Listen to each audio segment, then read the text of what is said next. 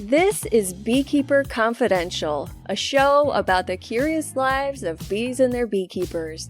I'm your host, Mandy Shaw.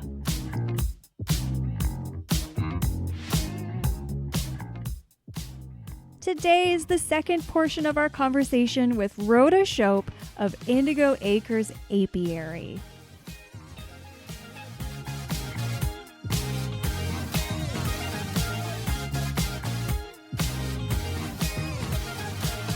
Thinking about spring buildup and how critical it is for the success of the hive later in the year, I feel like that's something that maybe I didn't get in my first couple of years in beekeeping, because I always thought the nectar flow is coming. That's when it really happens. But now I'm understanding that the first month of the bee season that the bees are active and doing things, that's so important. Right. It always blows my mind when you think, we're here and we're still chilly and, looking at, in February, I'm all excited when I'm out there and there's still snow on the ground and all the bees are, taking their cleansing flights and there's bee poop all over the snow. And I'm like, I don't care. Hello, I'm so happy to see you. And you're alive, It's a little celebratory poo dance, Yeah. We all do. But then to know that, gosh, you open things up in March to check and, check on stores and they're still clustered up. And as the days grow a little warmer, and what's amazing, it shows just the difference based on where you live. I will have bees taking cleansing flights with it just above freezing temperatures.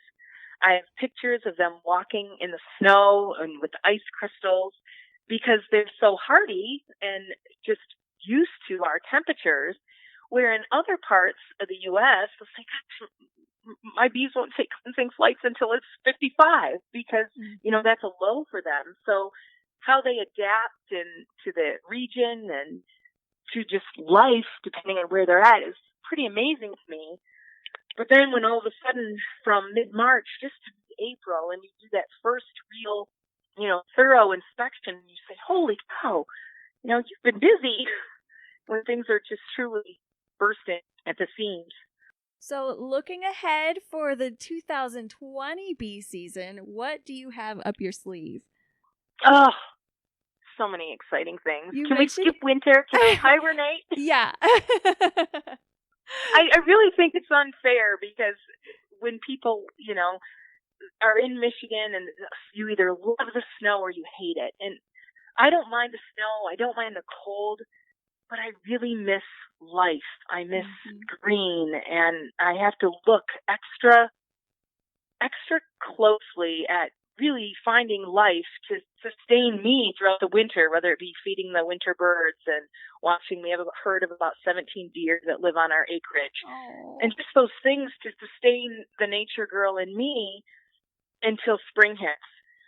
Because that's when things, as you know, in the beekeeping where you get really busy. Mm-hmm. When you're trying to stay on top of swarm cells and splitting, because you want to grow your apiary and, getting everything started. So I'm looking forward to all of those things and another expansion, and we'll see how many. I'd like to say 6 to 10, but, you never know, and you don't want to get your hopes up. So we'll see what happens. Yeah. So at least I'll spend the winter painting lots of hives and playing with my bee art that I love. And then, I think I'm probably most excited about next summer is I'm planning, I'm not sure how many sessions, at least 2, looking at 4, of beekeeping for kids. I have done a lot this summer with my hive tours, and then I do a lot of programming once the public schools go back. I try to offer a lot of programming for those homeschool families that, they're home, kids still want to be outside, and it's a great way for me to still, get my little kid fix, because when all the kids go back to school, because those are my favorite sessions, working with kids. And what a wonderful marriage of professions. You get to combine your extensive knowledge of teaching with your beekeeping. And it's just this year was the test. I said, I'm going to really open up my kid programming and, see how it goes and if there's an interest. But kids have no fear. So they're like, it's kind of scary. And the older we get, we probably become more fearful of things. And they're like, yeah, let's go, And I'm like, honey, you need to put your bee suit on. Just slow down. But they're just ready to dive in. And I love that energy and that passion. And so I had such a blast with either my junior beekeeping sessions and my, hive tours with kids this summer. So I said, I'm ready. First, I told myself no bee camp for kids until my last two were off to college. But I can't wait any longer. So I'm starting a year earlier than I had planned. But the interest is really there in the community. The kids I worked with this summer were just fabulous. Oh. So I'm excited to really expand that, focusing on not only our native pollinators and the native plants in our area to sustain them, but of course, the honeybees as well. So I'm still working through the direction that it'll go. I really want to have that gardening, pollinator planting, growing, bee food sense as a part of that. So be excited to see how it all plays out and, to dive in for next June. Wow. Well, congratulations. You are an absolute delight and a wonderful beekeeper and gardener. And I'm excited to get to talk with you and get to know you better. And I love all the work that you're doing. Well, thank you. It's funny. You probably find this too. When you do what you love and you're passionate about it, it never feels like work. That's right. Aren't we blessed that we get to do what we love every day? And it rarely, well, unless the ladies are really angry during robbing season and you're taking your honey, well, then it might feel like a little work. But for the most part, it's just how I'm blessed. I get to do what I love every day. Yeah. My family this morning said, Mom, just don't sing. I said, what do you mean? You sing? My family tells me that my head is like made up of song lyrics. So, someone says something, it usually triggers a song. And so they're like, just don't sing, Mom. Don't put her through. Oh, please do sing. We sing on this show sometimes. And I said, well, I'll try to behave myself. And you can have every intent on behaving yourself, but it comes down to the fact that just be who you are. And, people either like it or they don't. But like I said, life's too short. So here I am. Yeah. Well, do you want to sing a song for us? No. Okay. Okay. It well, has to, happen naturally. Do you have a little song that you sing to your honeybees? Like sometimes if my bees are wigging out and I'm working with them and I'm like, I got to do a thing with them, I'll sing to them. And I think mostly it's to help calm myself down. Because I do get scared when they're going nuclear when I have to do a mite test or something. I love that, going nuclear. Yeah. That's the perfect description. Yeah. I call him my PMSing lady. Yeah. Yeah, sometimes. And like I have a couple hives that's their MO. They're like that all the time. I have one, Queen Thelma. Louise is opposite. Louise is the chill, amazing hive, but she's chill and kumbaya. But Thelma, and I cannot figure it out. And I'll take 2 seconds to pick your brain. I'm on like Thelma the 5th, and as much as she's productive and massive, I finally said I'm completely breaking away from her genetics because it's like walking into Lucifer's den when you open up this colony, regardless. When you open up the hive and you are trying to do an inspection, regardless of the season, they are just nasty. And I've requeened numerous times. I've even said last fall, all right, if you're going to keep behaving this way, if you don't make it over the winter, I might not be sad. Well, I will be, but I might not.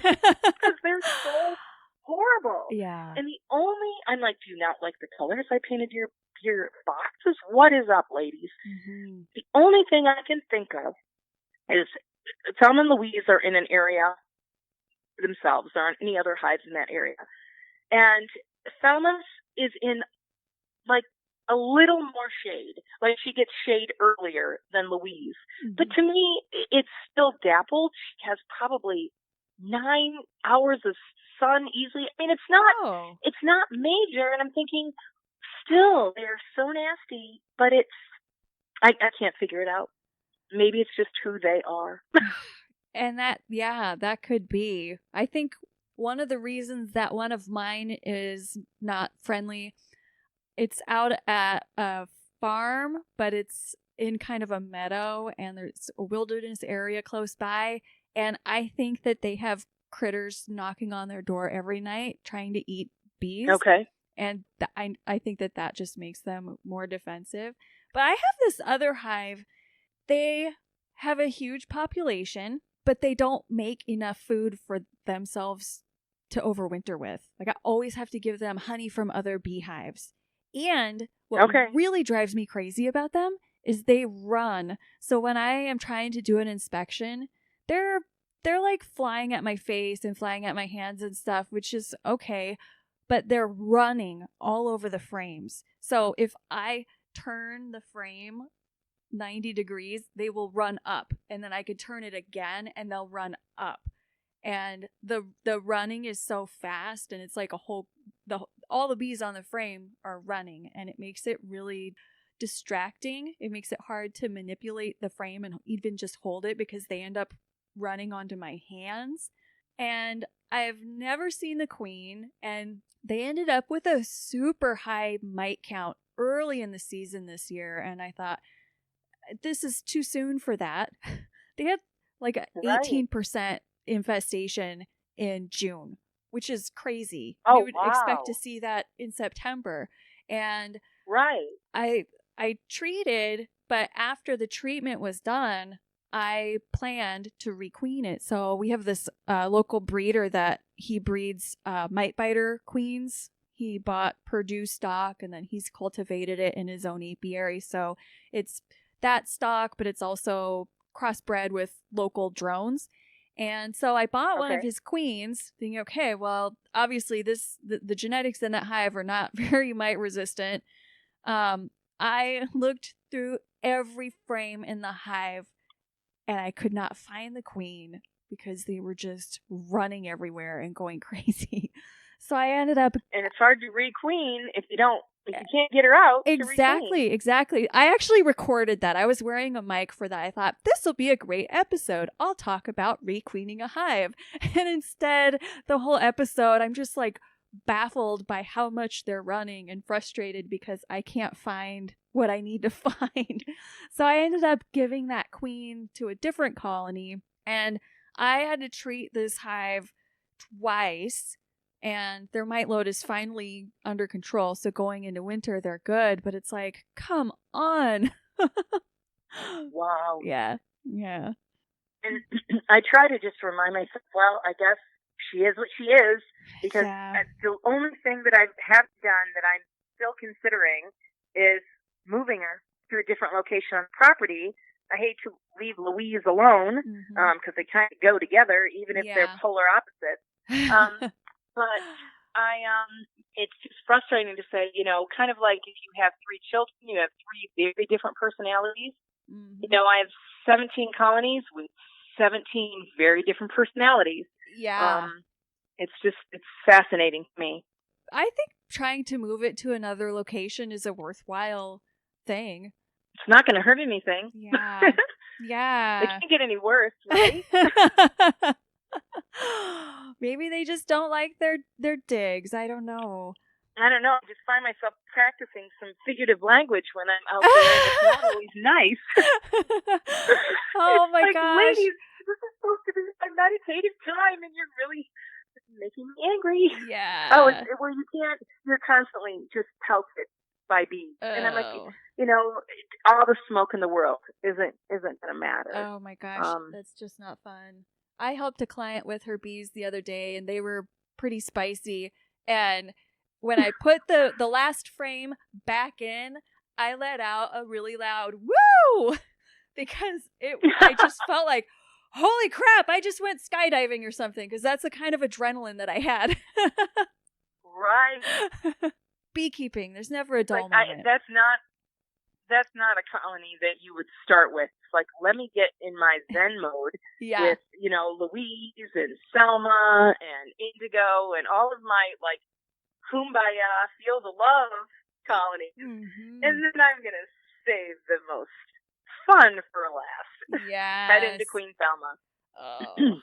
So I guess if someone's really saying, I want, because I've never used that colony with any of my sessions, and I have a gentleman that I've worked with on on different beekeeping sessions, and he's like, I'm ready. I want to open up Selma. I want to see what this is all about. It'll be good for me. And I'm like, well, are you sure? Can I have this in writing? But I guess it'll really tell you, if you really are sure and you're ready, you will have seen it all then. Good, bad, and ugly, right? Yeah. Has it happened yet? No, at this point, he's like, we'll do it next year. Okay. And he has bees of his own too. Oh. But I tell stories of Queen Selma. Maybe I just need to give her the benefit of the doubt that she's just, has a lot of bad days. Like I said, I've yet to figure her out. But who knows? Maybe next year, after a long winter, she'll just be chill, and I'll open it, and the angels will sing, and all will be well. I hope that is what happens. So this is Rhoda's top all-time honeybee blooper. Yes, we all have them. Yeah. Some of us have them daily. All right, so I have a blooper that I don't like to admit and talk about, but I have one. And so when I go to inspect my hives, I, of course, always have my camera with me because I don't want to miss any shots, and I love macro photography, so I'm always getting up into their business, up close and personal. And so I was working with Queen Willow's hive, and I, of course, get very excited when I find a queen. And so she was looking beautiful, and I was photographing her on the frame, and so I'm like, okay, better get her back in so she's safe. And so I put the frame back in, and I continue to do my inspection and record everything in my little record-keeping book, because once again, my very organized anal find comes out, and I take, crazy detailed notes. And all of a sudden, the whole feeling tone of the colony changes. And I'm like, they're all out waving at me. I'm going, oh no, something's wrong. They're like sending a signal, but where's the queen? And I'm like, what'd I do with her? Something's happened. And I could tell by what was going on, they were sending me a strong message. But I'm like, okay, I just saw her. She's just on the frame. And I put the frame back in the hive. So then, of course, I've got to find her, because my, worry self couldn't let it go, because obviously something happened. So frame by frame, I go through. No queen, no queen. Queen Willow, if only they would come when they're called. Nothing. So finally, I start looking on the ground, thinking maybe she fell off, and she's crawling around in the little stone gravel I have. Looking. Nothing. I won't admit how much time I spent trying to find this queen. Oh. So I finally closed up the hive and pretty much did one of those sit down on the ground in my bee suit, feeling a bit defeated. Oh. I look on my knee, and I see a green dot that's a squished bee. She had fallen off the frame, and when I had kneeled down to pick up the inner and outer cover, well, yeah. Oh. She was now a part of my bee suit. Squished on my knee. Oh, and she was Queen Willow. Ordered from, California, expensive queen, delivered, it's okay though. I'm over it. Oh my goodness. Oh, and did the guilt that I felt. Oh. Yeah. We all do it. Yeah. I got a frantic text message from somebody the other day who had done an alcohol wash on their hive. And I was really proud of them that they did the mite check.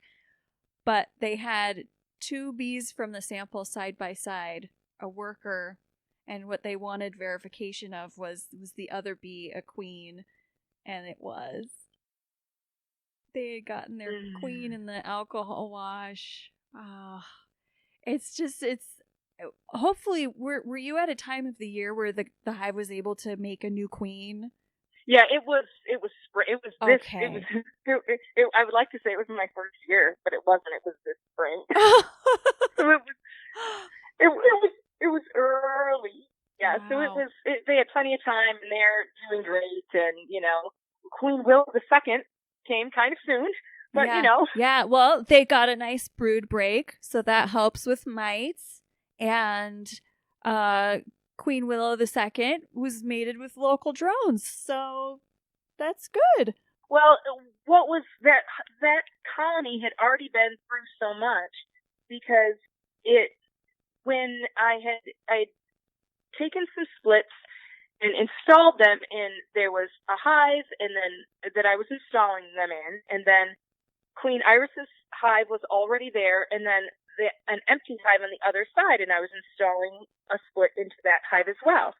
And so it was a beautiful sunny day, and I really like to install bees when it's cloudy and even misty rain, and I know it makes them cranky, but they tend to stay put. Oh, that's better. Smart. And it was this gorgeous day, and I'm installing or taking splits from my little, nucleus colonies, and I'm taking splits, putting them into the hives, and all of a sudden, I, step back, and I'm just kind of looking at things, and up in the pollinator garden where these hives were, both of the brand new hives that I just installed bees, both at the same time, decided to abscond and all go in the middle hive that already was there and had bees in it. Oh, what? Yeah, it was worse. So we all decide, and so it was like a massive swarm. Pretty much I put them in and let's decide we're going to just swarm or abscond, whatever you want to call it at the time. But it wasn't just we left half of the bees. It was all of them. I put them in and literally we don't like these digs. We're moving out. Oh, my God. On both of them. I'm like, what? And you don't like the green hives? You really want the blue one? And so they all move in. But then, of course, I said, fine, we'll just have massive colony. All of you figure it out. Because I was just done. So I chucked it a couple days later to say, because what am I supposed to do? It's not like I can go and say, okay, come on. Yeah, you over here, you over there. You come over here. I'm just like, fine. I'm done with you ladies today. Figure it out. You let me know when you're settled. So a couple days later, I come out. So now I have this hive bursting with bees because it's 3 in 1, buy one, get 2 free, I guess. And I open it up. Do you think I can find a queen anywhere? Now, what I'm assuming happened, because even the next week, all of a sudden I have no eggs, there's no queens. So not only did they move in, I now have a queenless, massive colony. Oh. So yeah, it's things that you think are going to go so smoothly that, always give you something. And you don't know why, and you don't know the purpose, but from that point on, because I still want to get it done, it was a beautiful day, and from now on, I would rather it be pouring rain and move bees because they stay put. They don't leave when it's raining, because that was not fun. Because then, you feel like you're set back even more, and it's chaos for them. But they've all the hive has been bursting all season. Everyone's been happy. It's been great, and I'm glad they're all friends and enjoying their close quarters. Wow, I get really frustrated when weird things happen with the bees. And that you can't figure out. Right, I can't figure out. To. Did I interrupt some mystical process that they had going that they don't teach about in the books? Or I think stuff like that, it sticks with me for a long time. And I always wonder, well, what if I had done this instead? Would the outcome still be the same? yeah, I had a real humdinger this season, but I'll save that for another episode. Round 2. Yeah. Well, this has been so fun, and thank you for coming on the show. Oh, thank you. Please go pet a baby doll sheep for me. Oh, I will. They're so sweet. Thank you. Oh, okay, Rhoda. I will talk with you soon. All right. Thanks, Mandy. You're welcome. Bye. All right. Bye-bye. To learn more about Rhoda, you can check her out online by searching Indigo Acres Apiary and finding her on Instagram and Facebook. If you're enjoying the show, please consider liking or sharing us on social media or leaving us a review on iTunes. You can also show your support by becoming a patron by visiting patreon.com/Mandy Shaw. If you have any questions about the show or ideas for guests, please email me at beekeeperconfidential@gmail.com. I always love hearing from you. Until next time, may the buzz be with you.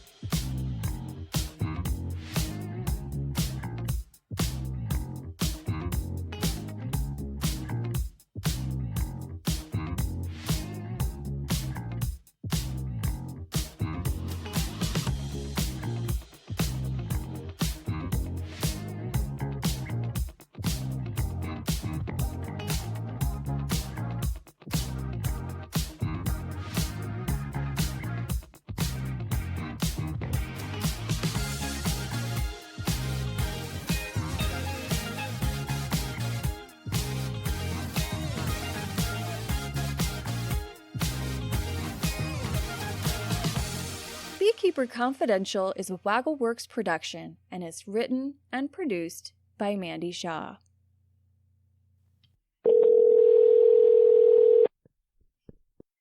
Hello?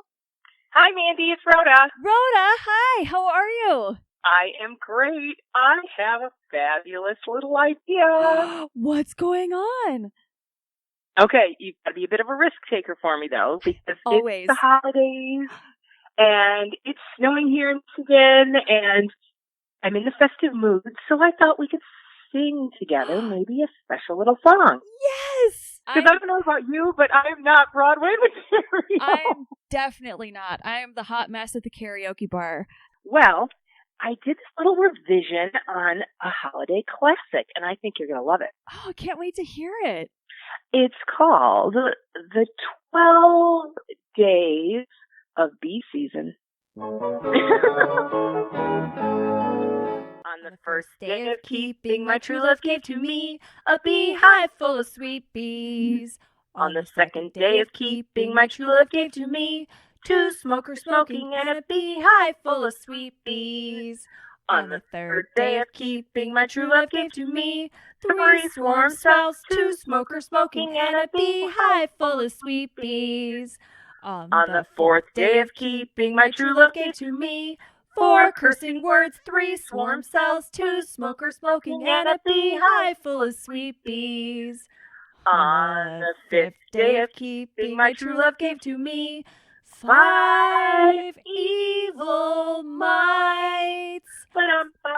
4 cursing words, 3 swarm cells, 2 smokers smoking, and a beehive full of sweet bees. On the 6th day of keeping, my true love gave to me 6 queens a laying, 5 evil mites. Oh, they're so evil. 4 cursing words, 3 swarm cells, 2 smokers smoking, and a beehive full of sweet bees. On the 7th day of keeping, my true love gave to me 7 swarms a swarming, 6 queens a laying, 5 evil mites. 4 cursing words, 3 swarm cells, 2 smokers smoking, and a beehive full of sweet bees. On the 8th day of keeping, my true love gave to me 8 drones exploding, 7 swarms a swarming, 6 queens a laying, 5 evil mice. 4 cursing words, 3 swarm cells, 2 smokers smoking, and a beehive full of sweet bees. On the ninth day of keeping, my true love gave to me 9 waggle dances, 8 drones exploding, 7 swarms of swarming, 6 queens a laying, 5 evil mites, 4 cursing words, 3 swarm cells, 2 smokers smoking, and a beehive full of sweet bees. On the 10th day of keeping, my true love gave to me 10 jars of honey, 9 waggle dances, 8 drones exploding, 7 swarms of swarming, 6 queens a laying, 5 evil mites. I really hate them. 4 cursing words, 3 swarm cells, 2 smokers smoking, and a beehive full of sweet bees. On the 11th day of keeping, my true love gave to me the 11 stingers stinging, 10 jars of honey, 9 waggle dances, 8 drones exploding, 7 swarms of swarming, 6 queens a laying, 5 evil mites. I really don't want them. 4 cursing words, 3 swarm cells, 2 smokers smoking, and a beehive full of sweet bees. On the 12th day of keeping, my true love gave to me 12 guard bees guarding, 11 stingers stinging, 10 jars of honey, 9 waggle dances, 8 drones exploding, 7 swarms of swarming, 6 queens a laying, 5 evil mites, 4 cursing words, 3 swarm cells, 2 smokers smoking, and a beehive full of sweet bees. Happy holidays! Happy holidays!